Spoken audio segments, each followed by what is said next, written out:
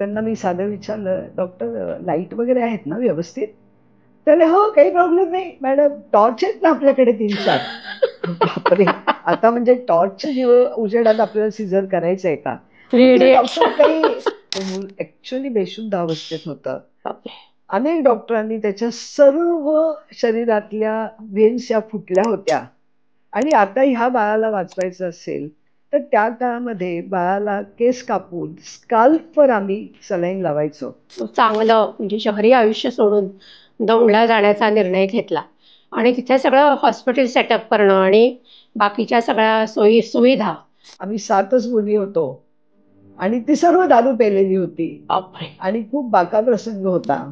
नावा गावांसकट लिस्ट माझ्याकडे तयार आहे की एक माणूस आणि 2 बायका हे तर खूपच कॉमन होतं, पण बापरे. एक माणूस आणि 3 बायका तर टम्म फुगलेली पोटं. कशाने? तर रक्ताने. कारण की त्यांना नलिका गर्भ राहिले होते. रसिक मोहिनी. हॅलो, नमस्कार. रसिक तितुका मेळवावा अर्थात रसिक मोहिनीच्या या नवीन पॉडकास्टमध्ये मी भाग्यश्री देसाई आपल्या सगळ्यांचं मनापासून स्वागत करते. रसिक मोहिनीवर आपण आता जे पॉडकास्ट सुरू केलेले आहेत ते खूप माहितीपूर्ण आहेत. तज्ज्ञ मंडळी इथे येतात, तुम्ही ते बघता, तुम्हाला ते आवडतात आणि तुम्ही त्याच्यावर कॉमेंट्सही देता, त्याकरता मनापासून धन्यवाद.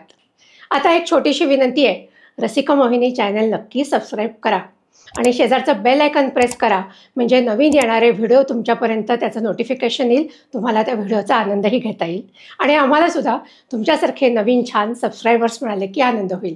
तसंच आम्हाला रसिक मोहिनीला फेसबुकला आणि इन्स्टावरही फॉलो करायला विसरू नका.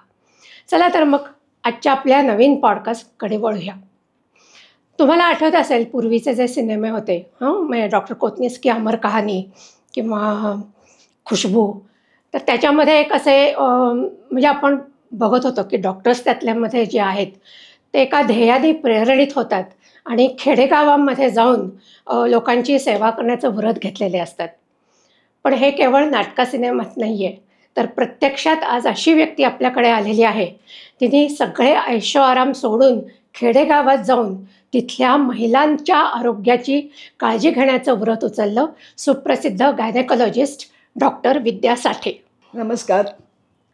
विद्या, आत्ता मी जशी तुझी ओळख करून दिली तसा जन्म बारामतीचा, लहानपण सगळं तिथे गेलं आणि नंतर तू शिक्षणानिमित्त पुण्यात आलीस आणि PJ मेडिकल कॉलेजमधनं MBBS केलंस. नंतर गायनेकॉलॉजीचं तू MD केलंस KEMमधनं आणि मला तेच विचारायचं आहे, म्हणजे पुण्यामध्ये एवढं सगळं ऐशो आराम होता, सगळी सुखं म्हणतात तशी हात जोडून उभी होती, पण तरीसुद्धा त्या सगळ्यावर पाणी सोडून तुला खेडेगावात जाऊन बायकांच्या आरोग्याची काळजी घ्यायला हवी असं जे वाटलं, त्याचं कारण काय होतं?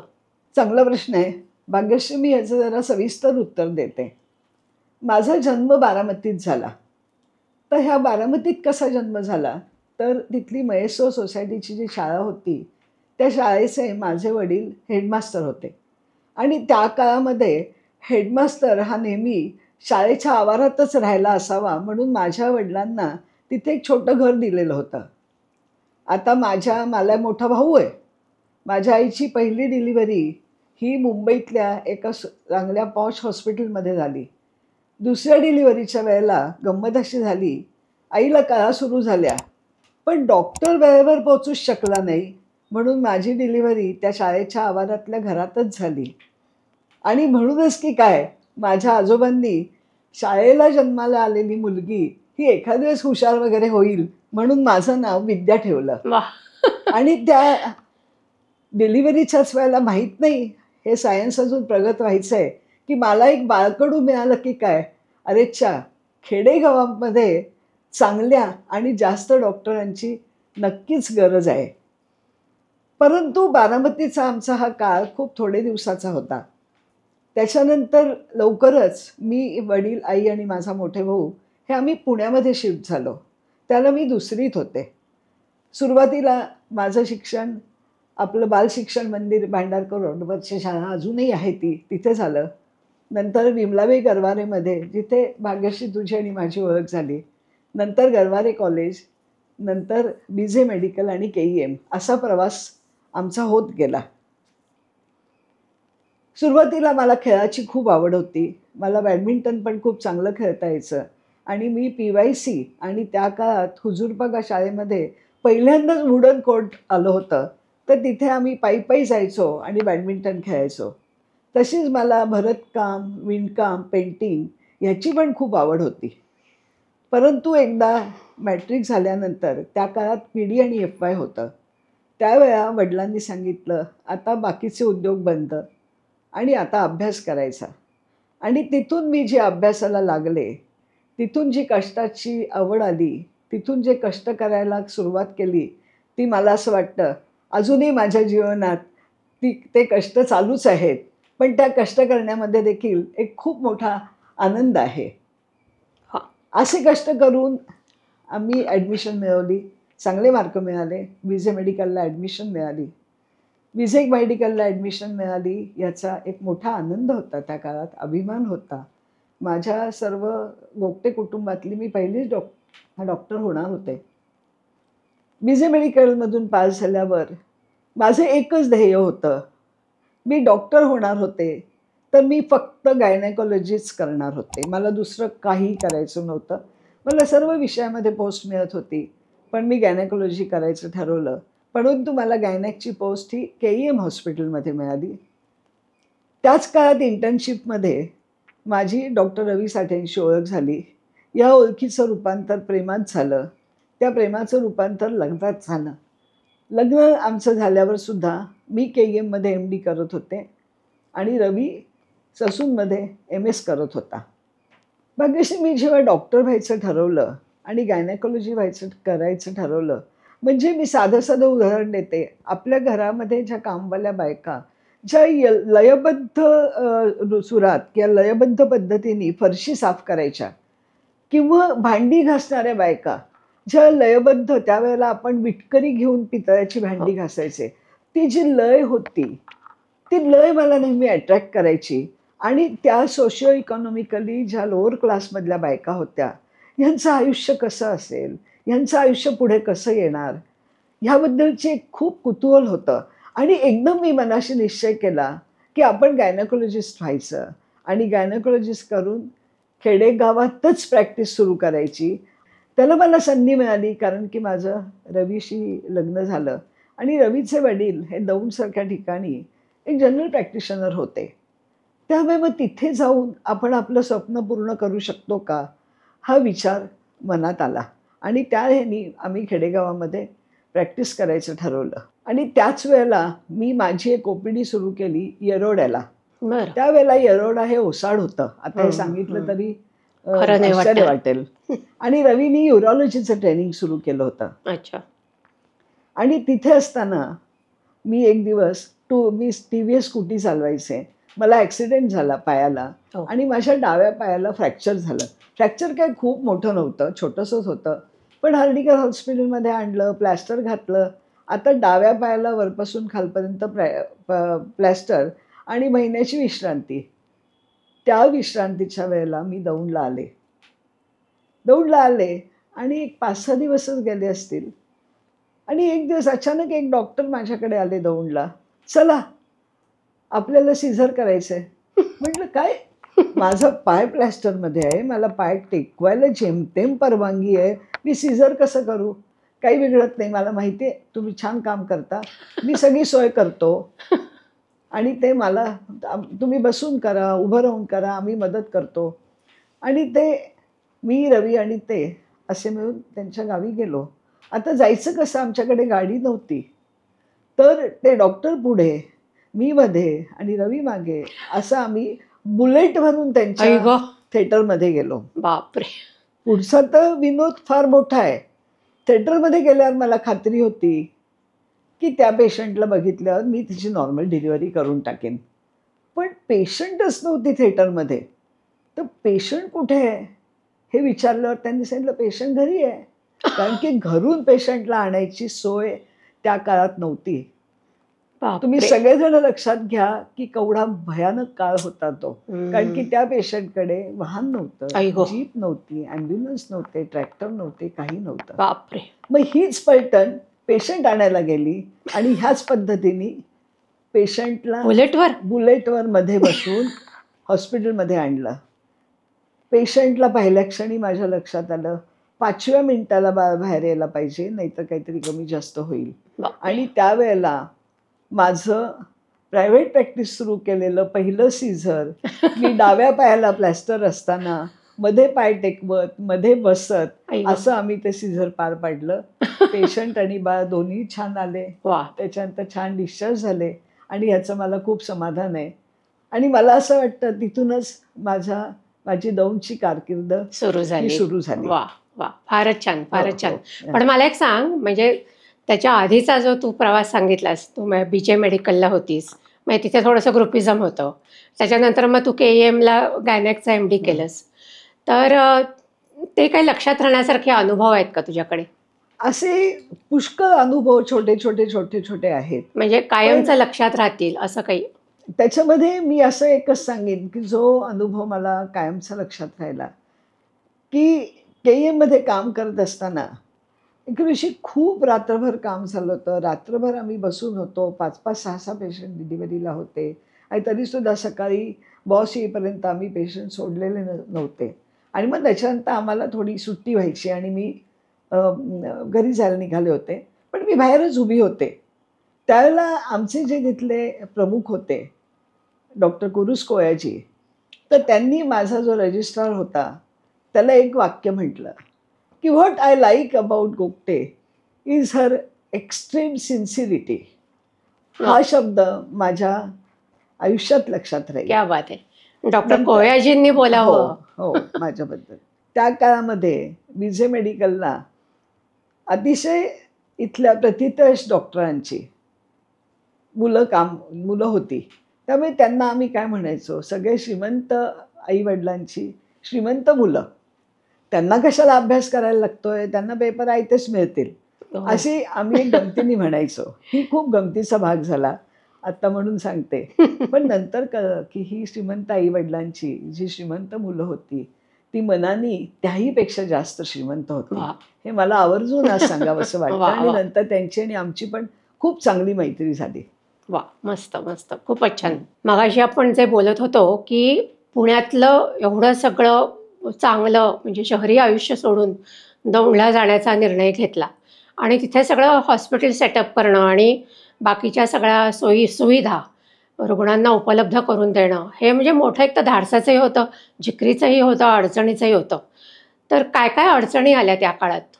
त्या काळामध्ये आम्हाला अडचणींचा डोंगर होता.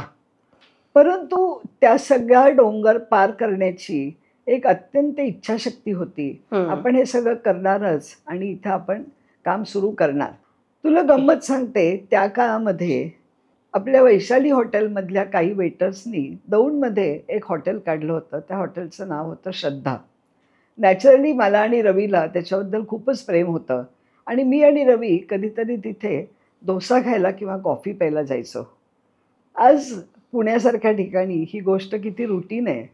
पण मी त्या हॉटेलमध्ये कॉफी प्यायला गेले ह्याची तक्रार माझ्या सासूकडे आली की तुमची सून ही हॉटेलमध्ये जाऊन कॉफी पिते. पण माझ्या सासूबाई देखील तितक्याच खमक्या होत्या. त्यांनी उत्तर दिलं, नवऱ्याबरोबरच जाते ना, मग काही हरकत नाही. आणि त्यामुळे त्यांनी त्या लोकांची तोंड गप्प केली. बापरे.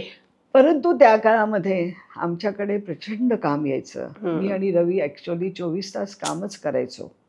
एक मजेची गोष्ट अशी होती की माझे सासरे हे ॲक्च्युअली जनरल प्रॅक्टिशनर, पण त्यांचा हातगुण असा होता की लहान मुलं त्यांच्याकडे आली की ती बरी व्हायची आणि खूप लहान मुलं त्यांच्याकडे यायची. आम्ही हॉस्पिटलच्या बांधकामाला सुरुवात केली होती. ते आधी बांधून झालं नाही, कारण की माझ्या ॲक्सिडेंटमुळे आम्ही लवकर दौंडला गेलो, नाही तर आम्हाला 2 वर्ष मिळाली असती तर व्यवस्थित हॉस्पिटल घर बांधून आम्ही गेलो असतो. पण तो कालावधी आमचा जिकिरीचा झाला. आणि माझ्या सासऱ्यांना नॅचरली असं वाटायचं की ह्या लहान मुलांसाठी मी आणि रवीनी त्यांना थोडा सपोर्ट करावा आणि ते नॅचरल होतं. मग पुण्यातल्या आमच्या पेडियाट्रिशियन मित्रमैत्रिणींकडून आम्ही थोडं पेडियाट्रिकचा अभ्यास केला आणि त्यांच्यातली जी मुलं, जी बालकं ज्यांना गॅस्ट्रोएंटरायटिस त्या काळामध्ये खूप कॉमन होता आणि म्हणजे त्यांना काय हे गॅस्ट्रोएंटरायटिस म्हणजे मुलांना जुलाब उलट्या व्हायचे हां हां आणि लहान मुलं पटकन डिहायड्रेट होतात. हो त्यांना एखादं वाटणी सलाईन दिलं की ती बरी व्हायची आणि अशी आम्ही हजारो लहान मुलं त्या काळात वाचवली. मी आणि रवीनी सलाईन देऊन. त्यातलं एक आवर्जून सांगण्यासारख्या घटना म्हणजे, की एक लहान बाळ पहाटे 2-2:30 वाजता ट्रेनमधून उतरले होते. त्या मुलाला भयंकर जुलाब उलट्या झाल्यामुळे ते मूल ॲक्चुअली बेशुद्ध अवस्थेत होतं. बापरे अनेक डॉक्टरांनी त्याच्या सर्व शरीरातल्या व्हेन्स या फुटल्या होत्या आणि आता ह्या बाळाला वाचवायचं असेल, तर त्या काळामध्ये बाळाला केस कापून स्काल्पवर आम्ही सलाईन लावायचो. हो लिटरली देवाचं नाव घेतलं आणि ते स्काल्पवरचं सलाईन मला लागलं. आमचा एक टीमवर्क होतं. रवीनी व्हेन काढायची आणि मी लावायची आणि ते 150-200 सलाईन गेल्यावर ते बाळाने डोळे उघडले, टुकटुकीत झालं. अरे वा त्या आई-वडिलांच्या चेहऱ्यावरचा आनंद आम्हाला अजूनही मला अ, आठवतो. डोळ्यासमोर आहे हो. वा एक भयानक गोष्ट म्हणजे एक लहान मूल त्या बाईने झोळीत ठेवलं होतं आणि ते लोकं काम करत होते आणि वरतून माकडाने उडी मारून त्या बाळाच्या छातीचा लचका तोडला. त्याचं फुफ्फुस बाहेर येत होतं आणि बापरे ते श्वास घेत होतं, जिवंत होतं. त्याला आम्ही 1.5 ते 2 तास झटून सर्व प्रायमरी ट्रीटमेंट दिली. प्रायमरी क्लोजर केलं आणि आमच्या स्वतःच्या गाडीत घालून तुफान वेगाने त्या बाळाला ससूनमध्ये पोहोचवलं.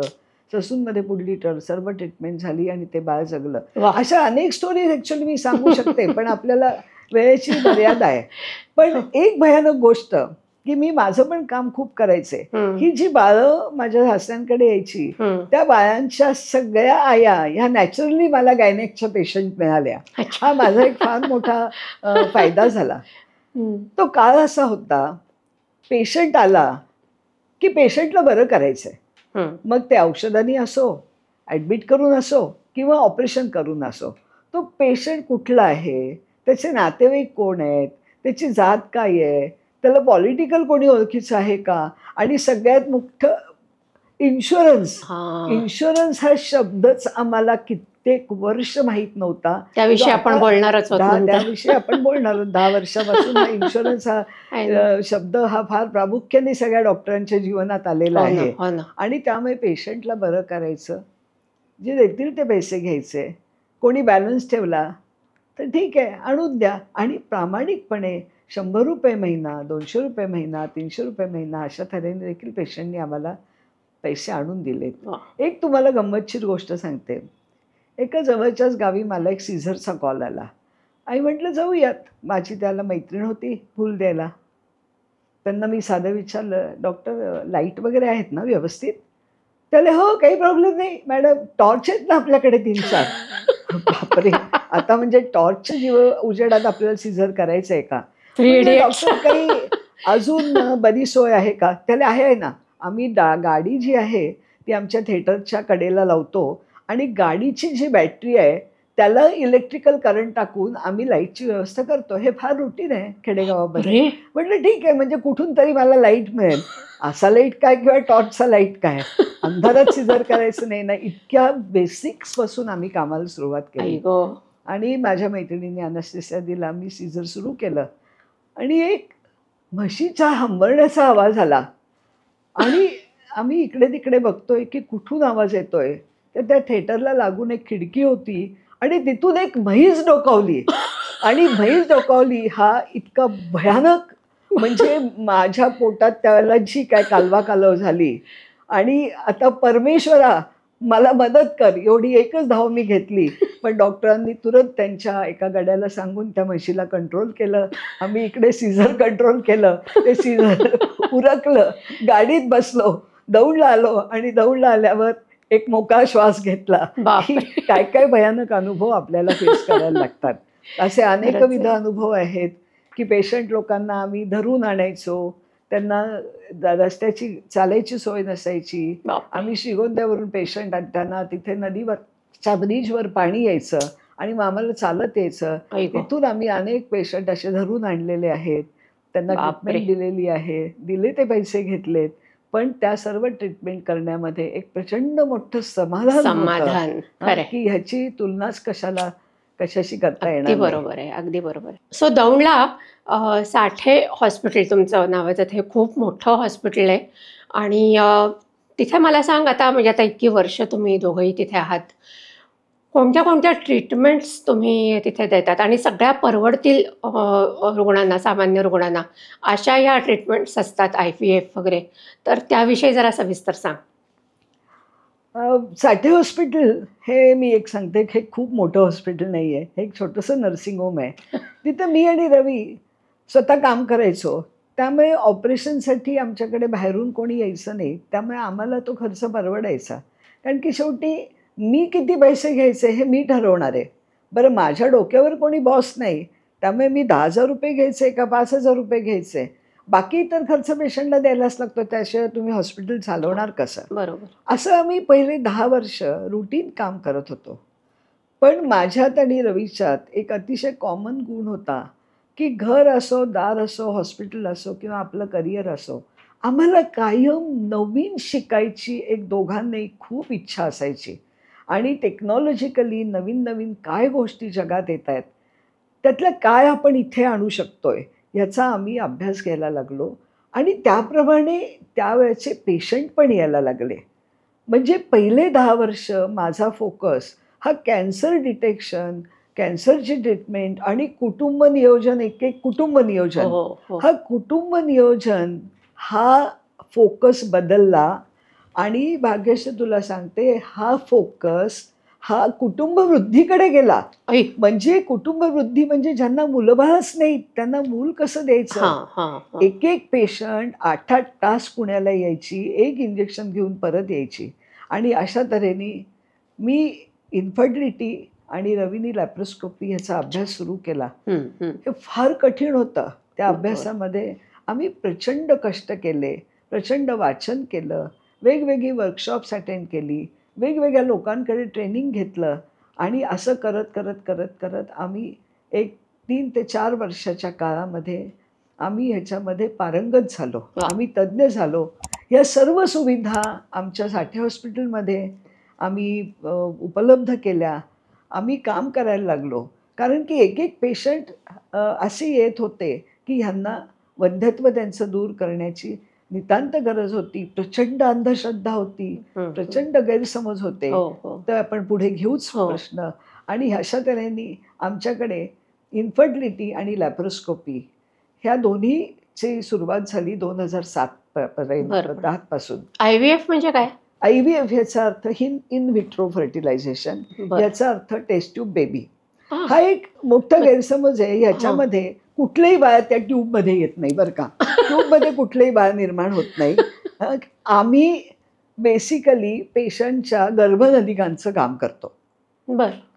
पेशंटचे बीजं काढली जातात, त्याच्यामध्ये तिच्या नवऱ्याचा एक एक धातू एक एक स्पर्म घातला जातो आणि तयार होणारे एम्ब्रियोज हे आम्ही तिच्या गर्भपिशवीत सोडतो, म्हणजे टेस्ट ट्यूब बेबी. आणि लॅप्रोस्कोपी म्हणजे काय, तर जे काम आपण पोट उघडून करायचो त्याच्याऐवजी लॅप्रोस्कोप बेबीमधून घालायचा. लॅप्रोस्कोप म्हणजे काय? लॅप्रोस्कोप म्हणजे दुर्बीण. दुर्बीण. हा, त्याला एक पुढे लेन्स असते की ओके. त्याच्यामधून आपल्याला सगळं कळतं. हां. सुरुवातीला आम्ही साधी लॅप्रोस्कोपी करायचो, नंतर त्याचंच रूपांतर व्हिडिओ लॅप्रोस्कोपीमध्ये झालं. म्हणजे लॅप्रोस्कोप आत घातल्यानंतर समोरच्या टीव्हीवर आतमधलं काय आहे हे सगळ्यांना दिसायचं. त्या एकाच माणसाला नाही, तर हॉस्पिटल OTमध्ये असलेल्या सर्व लोकांना सगळ्यांना. दिसायचं, मॅग्निफाईड दिसायचं. बरं. माझ्याबरोबर काम करणारे जे डॉक्टर्स आणि माझ्याकडचा जो स्टाफ आहे, प्रत्येकाच्या घरात 2-2, 3-3, 4-4 पेशंट असे होते की ज्यांना मुलबाळ नव्हतं. त्यांनी आधी काही वर्ष बाहेर जाऊन पुण्यात, मुंबईत ट्रीटमेंट घेतलेली होती, पण यश आलं नव्हतं, कुठेतरी फसवलं गेलं होतं. हे सगळे पेशंट माझ्याकडे आले. त्यांना अत्यंत प्रामाणिकपणे सगळं कौशल्य वापरून, योग्य ते कन्सेशन देऊन, एथिकल मार्गांनी आम्ही त्या सगळ्यांना मूल दिलं. आम्ही दिलं असं मी म्हणणार नाही, परमेश्वरांनी दिलं. मी पण फक्त ते कष्ट प्रयत्न आहेतच केले. ना. परमेश्वरांनी त्यांना माझ्यापर्यंत आणायचं काम केलं. कारण की कुठलंच कोणालाच मूल आम्ही देत नाही, ते हो. परमेश्वराची कृपा असते. बरोबर. आणि त्या मुलं झाल्यामुळे त्यांच्या घरामध्ये जो आनंद निर्माण झाला, तर आपल्या घरात हा आनंद निर्माण होऊ शकतो. मग आपल्या पेशंटच्या जीवनामध्ये हा आनंद निर्माण करण्यासाठी आपण सगळेजण एकजुटीने काम करूया, ही भावना निर्माण झाली आणि अशी आमची एकजुटीने आम्ही काम करायला लागलो. वा. दुसरी गोष्ट की लॅप्रोस्कोपी याच्यामध्ये आम्ही का ठरवलं की नाही दुर्बिणीतलं ऑपरेशन हे शिकायचंच. कारण 3 घटना सांगते. 2 तर आमच्या मैत्रिणी की त्यांना आम्ही कसं बघितलं तर टम्म फुगलेली पोटं. कशाने तर रक्ताने. कारण की त्यांना नलिका गर्भ राहिले होते. नलिका गर्भाचं म्हणजे काय? डायग्नोसिस, नलिका गर्भ म्हणजे गर्भ हा नेहमी गर्भपिशवीत राहायला पाहिजे. हां. पण त्यांचा नलिका गर्भात राहिला, नलिकेमध्ये राहिला अरे होता. बापरे. त्याचं प्रॉपर डायग्नोसिस झालं नव्हतं. आणि त्याच वेळेला म्हणून मी सोनोग्राफीमध्ये पारंगत व्हायचं ठरवलं. 1991 पासून मी सोनोग्राफी करायचे, पण अजून एक्सपर्टाईज मिळवला त्याच्यात. आणि ह्या दोन्ही टम्म फुगलेली पोटं घेऊन जेव्हा त्या माझ्याकडे आल्या, तेव्हा त्यांचं मोठं ऑपरेशन करून, आम्हाला पोट फाडून, ते सगळं रक्त काढून, त्यांना 3-4 बाटल्या रक्त देऊन बापरे. त्यांच्या नलिका काढून टाकायला लागल्या. त्याच वेळेला रवीनी असं ठरलं नाही, हे मी पोट उघडतोय शेवटचं आणि मी एक्टॉपिक हे जे ऑपरेशन आहे, हे दुर्बिणीच्या सहाय्याने शिकणारच.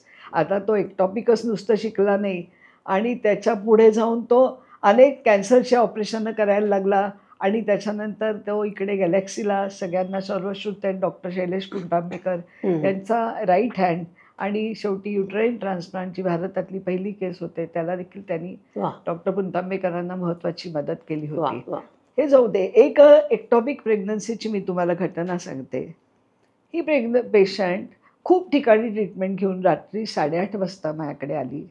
ती पेशंट नॅचरली शॉकमध्ये होती. शॉकमध्ये म्हणजे तिचं BP खूप कमी होतं, तिची पल्स लागत नव्हती आणि तिचं पोट टम्म फुगलेलं होतं. कितवा महिना होता का असं काही नाही ते म्हणजे तिची पुन्हा ते अशा एक्टॉपिक नलिकेतलं. प्रेग्नन्सी फुटलेली अरे होती बापरे. आणि ती डायग्नोज झाली नव्हती. ती ह्या डॉक्टरकडून त्या डॉक्टरकडे, त्या डॉक्टरकडून त्या डॉक्टरकडे, पेशंटला चक्कर येते, अशक्तपणा वाटतोय, चक्कर येते, अशक्तपणा वाटतोय, बापरे. याच्यामध्ये फिरत होती. ही रात्री आल्यानंतर तिचा रक्तगट A निगेटिव्ह होता. ओ. तो का असा होता?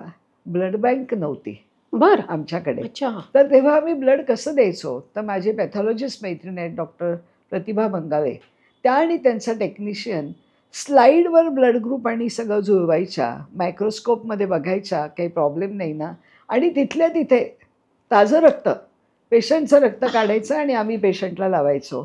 आणि तुला सांगते, अशी ही जी रक्त बापरे. काढायची पद्धत होती, त्याच्यामध्ये कधीही कोणालाही रिॲक्शन आली नाही. कौतुक आहे. हे सगळ्यात महत्त्वाचं, हो, कारण हो. की कुठलंही कॉन्टॅमिनेशन नसायचं. हा. A निगेटिव्ह त्या बाईला रक्त तिचा एक नातेवाईक मिळाला, ते दिलं आम्ही.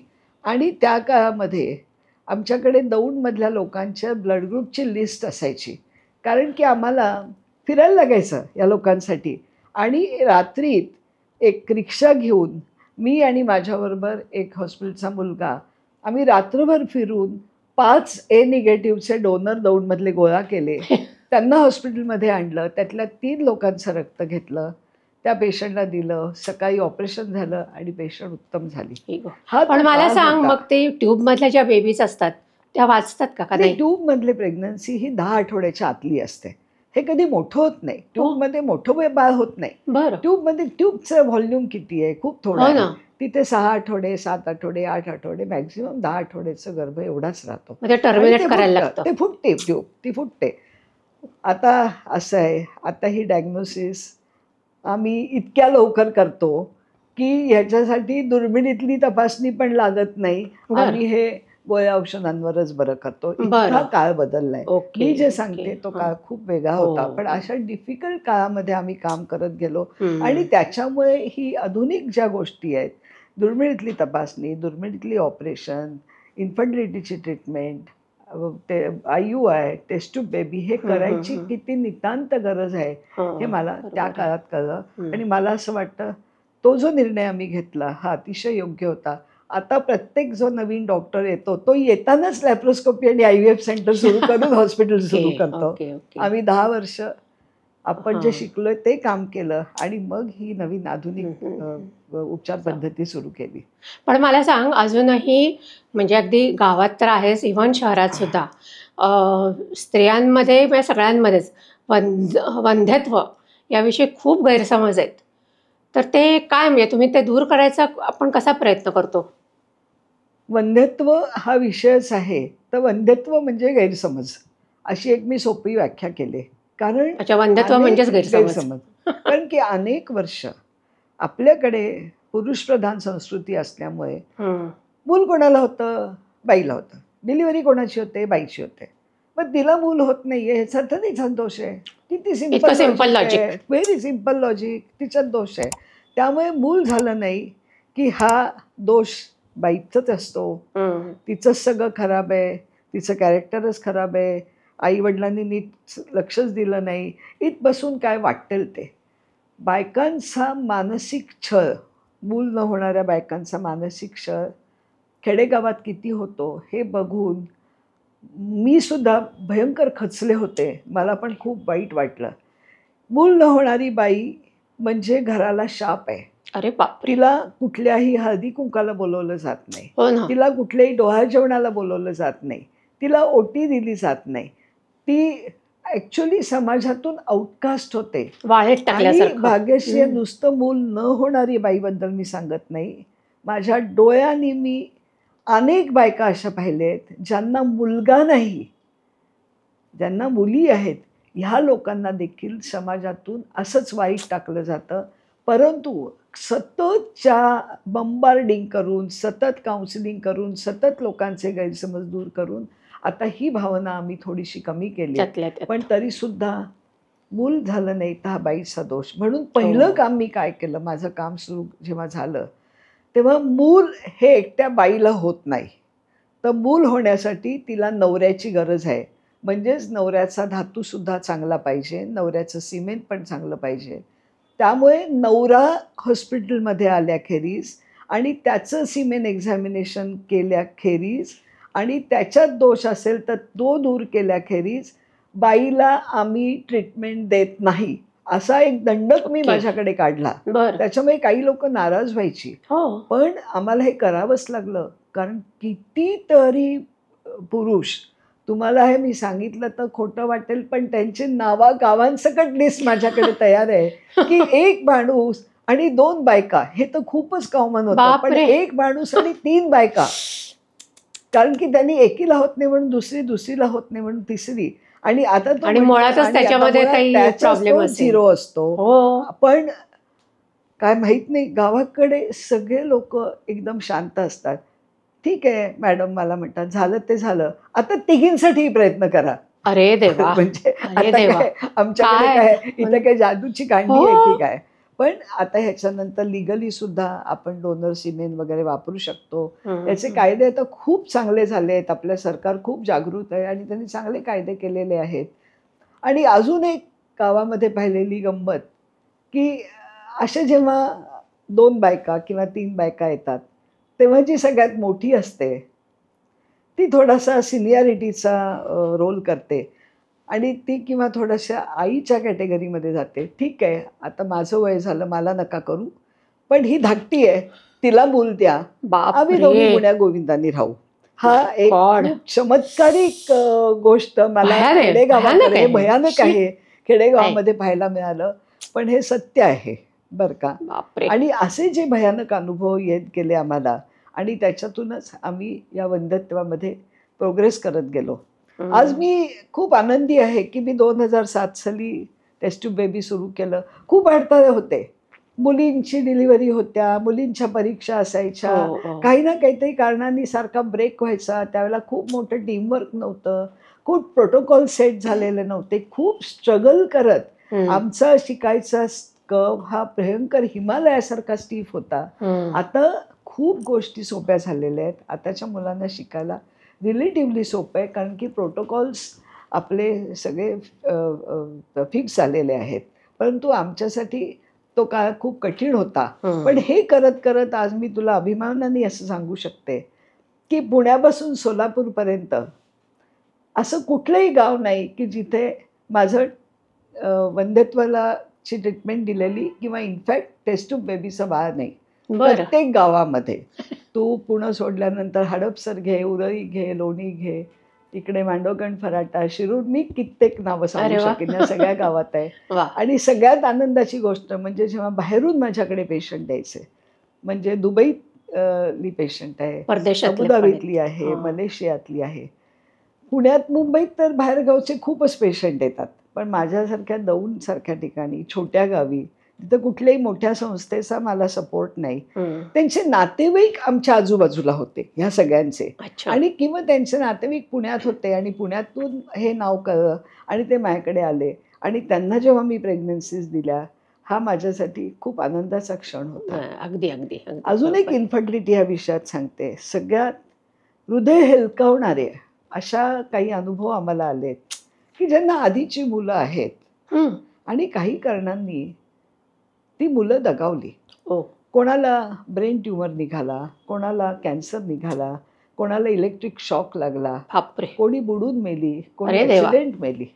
असे जेव्हा पेरेंट्स आमच्याकडे यायचे, तेव्हा असे आल्यावर आम्ही त्यांना काय म्हणणार?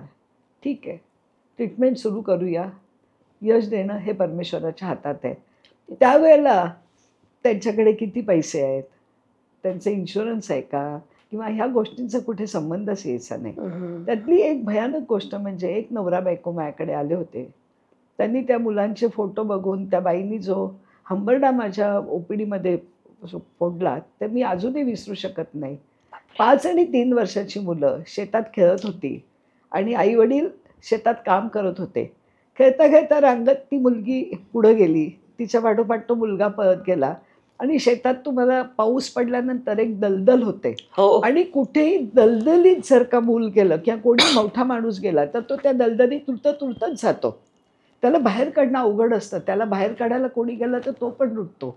अशी ती 2 मुलं त्या दलदलीत गेली आणि दगावली. नागेश, मी त्यांना काय बोलणार? त्यांची ट्रीटमेंट सुरू केली. एकही नवा पैसा त्यांच्याकडे मागितला नाही. त्यांना सांगितलं जेवढं जमेल तेवढं तुम्हाला आणून द्या. त्यांनी जेवढं जमेल तेवढं दिलं आणि त्यांना आम्ही निश्चयपूर्वक त्यांना मी 2 गर्भ ट्रान्सफर केले आणि त्यांना मुलगा मुलगी झाली. तो बरं. आमच्या आयुष्यातला सगळ्यात आनंदाचा क्षण होता. वा वा वा. फारच छान फारच छान. म्हणजे अम, आता तो मध्ये आत्ता मगाशी फॅमिलीचा तू विषय काढलासच, तर रवीबरोबरचा तुझा सहप्रवास, हां, म्हणजे एक वैयक्तिक आणि व्यावसायिक पातळीवरचं एक काय अनमोल साथच आहे ती. आणि मग तो स्वतः एक उत्तम लॅप्रोस्कोपिक सर्जन आहे आणि गायनेक एंडोस्कोपिस्ट पण आहे. तर त्याच्याकडनं तुला काय शिकायला मिळालं? खूपच महत्त्वाचा प्रश्न. म्हणजे रवीकडून काय शिकायला मिळालं आणि अजूनही काय शिकते. बरोबर. तर रवी हा अत्यंत पंक्च्युअल, अत्यंत व्यवस्थित, आणि त्याला तसूभरही गोष्ट इकडची तिकडे झालेली नाही. चालत नाही. आता घरात असताना समजा एखादा चमचा राईट अँगलमध्ये न ठेवता समजा तो जरा 80 डिग्रीमध्ये झाला तर काय बिघडतंय? तर त्याचं असं म्हणणं होतं, घरात हे बिघडत नाही, पण तुम्ही लॅप्रोस्कोपीला मला कॅमेरा दाखवताना किंवा लॅप्रोस्कोपीचं इन्स्ट्रुमेंट हँडल करताना किंवा लॅप्रोस्कोपीला बोट घालताना हे जर का तुमचं चुकलं तर त्यांनी खूप मोठा फरक पडू शकतो. अगदी बरोबर. त्यामुळे रवीकडून मी जर का काय शिकले तर त्याचा व्यवस्थितपणा. हं. कधीही रवीचं कपाट उघडून बघ, अगं ते शर्ट आणि पॅन्ट आणि सगळ्या गोष्टी इतक्या व्यवस्थित ठेवलेल्या असतात की मला दडपण येतं की अरे बापरे, की हे आपल्याला कधी जमणार. रवीचं कधी पाकिट उघडलंस तर त्याच्यामध्ये नोटा ज्या व्यवस्थितपणाने लावलेल्या असतात ते बघितलं तर मी खचूनच जाते. तर रवीचा व्यवस्थितपणा हा वाखाणण्याजोगा होता. पण रवी आणि मी, आमचं दोघांचं काम हे एकमेकांना इतकं पूरक झालं हं. की हं. मी इकडे सर्व क्लिनिकल भाग बघत होते बरोबर. आणि लॅप्रोस्कोपी म्हटलं की लिटरली मी त्याच्यावर सोपवून द्यायचे. रवी मला एवढं करून हवंय, संपलं. ते ट्यूब आणि ओव्हरी आहेत ना ते मला सोडवून हवंय बरं का, आयुष्य. तरच मला टेस्ट ट्यूब बेबी करता येईल. तर हे तुझं काम आहे हं, की मला हे दोन्ही ट्यूब्स आणि दोन्ही ओव्हरी सोडवून द्यायचं. संपलं. घरातलाच माणूस असल्यामुळे हो हो. त्यामुळे मला पुढे काही बघायला लागलं नाही. वा. बाकीच्या गोष्टीमध्ये मी थोडीशी जास्त आर्थिक व्यवहारात पर्टिक्युलर होते, तो अजिबातच नव्हता. हां. पण ते हे उलटं पूरकच चांगलं होतं. झालं हे मग. चांगलं झालं. दोघांनी घालताना असण्यापेक्षा किंवा दोघांनी हो पंक्च्युअल ना. असलं तर भांडणं होतात. वा तर त्याच्यामुळे हे सगळं डिपार्टमेंट माझ्याकडे होतं वा आणि अशी आमची दोघांची कामामध्ये एकमेकांना साथ अतिशय चालेल. साथ मिळाली किंवा अजूनही मिळते. प्रश्नच अजूनही नाही मिळते. प्रश्नच आणि नाही. हे म्हणजे क्लिनिकल पार्ट आणि लॅप्रोस्कोपी याचं एक अतिशय सुंदर आमचं असं युनियन समीकरण आहे होतं आणि असं असावं असं असंच मला असावं. वाटतं. बरं का. खरंय खरंय. त्याच्याच मध्ये अजून मी रवीचं सांगायला की आमच्याकडे दौंडमध्ये इतका भयानक काळ होता की अॅनेस्थेटिस्ट नव्हते अई, आणि ते अॅनेस्थेटिस्ट यायचे नाही.